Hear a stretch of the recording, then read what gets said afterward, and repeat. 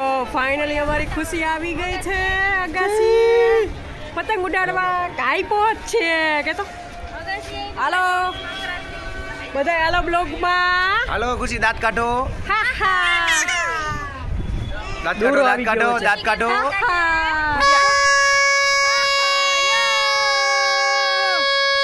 દાંત કાઢો ખુશી દાંત કાઢો હાલો બધા બોલો અરે કાઈ પહોંચ છે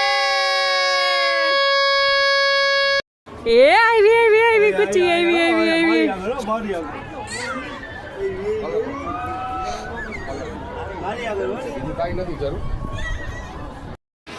જો સાંજનો ટાઈમ છે અને પતંગનો તમે માહોલ જોવો ખાલી રાજકોટમાં જ્યાં જોવો ત્યાં પતંગ પતંગ પતંગ સિવાય બીજી કોઈ વાત નહીં. અને અરે સંધ્યા એવી ખીલી છે ભાઈ.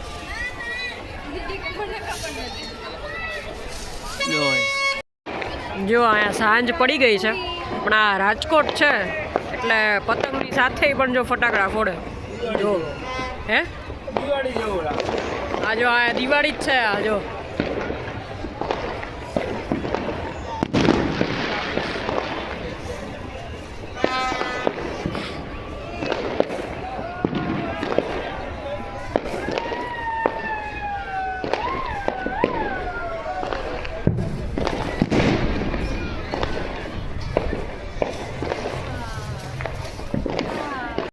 જો અંધારું થઈ ગયું છે જો બધા નીચે એક એક પછી એક ઉતરવા માંડ્યા છે. ખુશી સંક્રાંત પૂરી થઈ ગઈ પૂરી ને કાઈપો છે કહી દે તો શું કે તમારા બેની સંક્રાંત કેવી રહી? એકદમ એક નંબર. એમાં કઈ ઘટે જ નહીં, ભેગું ડોલ. મોજે મોજ કા.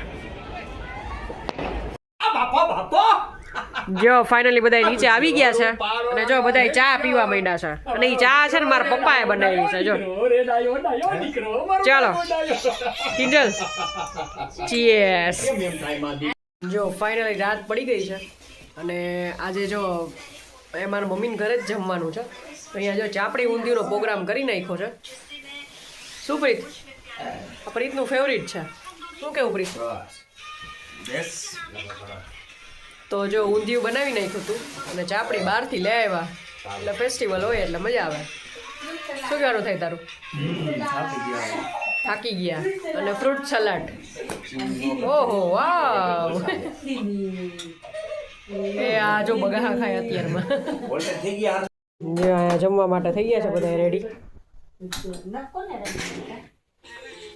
તો ચાલો બધા જમવા. શું કેવું જલા?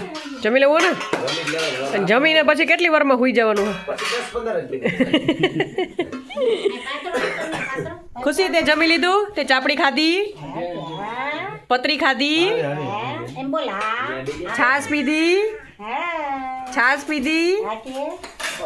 આમ જો બધાને કહી દો હાલો ગુડ નાઇટ. જય શ્રી કૃષ્ણ કરી દઈએ. જય શ્રી કૃષ્ણ. આવજો કહી દે બધાને. કહી દે ટાટા. ટાટા કહી દે બધાને. ટાટા બાય.